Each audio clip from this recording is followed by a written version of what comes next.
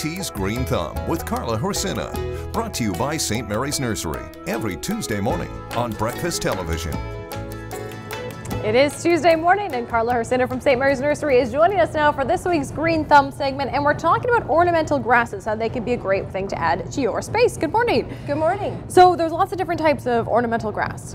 Oh, there's tons of ornamental grasses, and we've seen the popularity of them in the last probably decade kind of explode.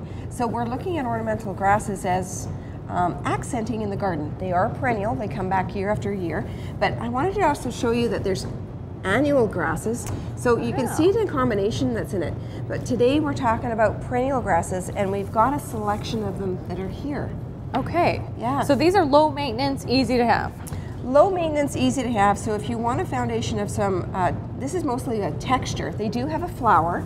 You'll see it on some of the larger ones that are in through here, the Carl Forester grass. Maybe I'll get you to grab that one for me. It looks like tiny wheat. It looks like tiny wheat. And what we're looking at is foundation plantings. It's almost like your perennial, but without pop of color, but you're looking at pop of texture.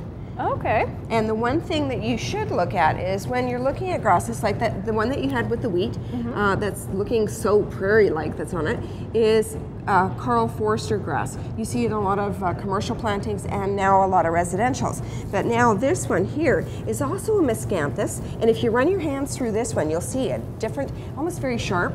Yeah. Like almost if you run your hands through. But what you're looking at here is the texture of it. This one's a solid green, whereas the one that's in here, it almost has 3 tones to the color. It's got a little pink in it too. Yeah, it's got a little pink. And what you're gonna see is it's gonna have a different flower or inflorescence. This is your inflorescence, like there's your flower that's on it.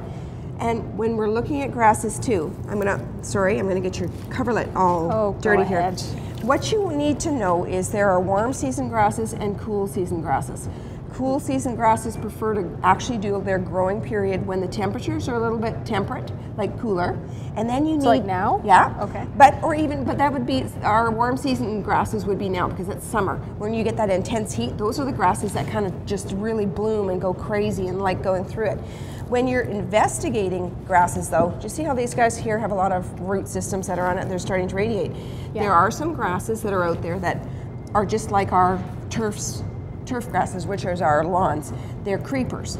So you have to understand, besides now the different factor, that if there are some, I'm blocking you there, there are some that will go slow clumping, like they'll spread slowly. Sideways, yeah. But then there's other ones that will actually kind of creep and then pop up all over the place. But they serve their purpose in different ways too. Like there's one called ribbon grass, and ribbon grass is a good stabilizer when you're wanting to hold soils, maybe riverbanks, okay?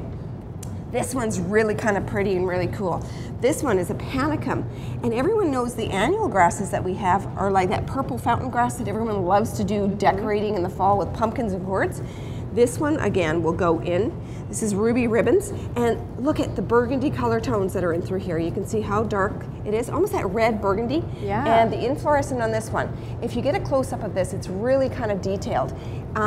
See how it has almost like tiny little beads of purple that are on it. Oh yeah. And when this inflorescence opens up, it's going to have this white kind of fan that's happening. Isn't that cute? So you got to be careful where you plant them. You got to know what you're looking for and which way they're going to grow. Yeah, and you want to look at what's the finishing height, because sometimes when you're venturing into the garden centers, you might think that this plant here, which has the blue tones, is only going to be a tuft of grass. Right. But the seed head on this one is going to shoot up, and it'll go about 3 feet tall. Whereas this little guy, if he's blue, Festuca, he's kind of like that porcupine-y type of texture.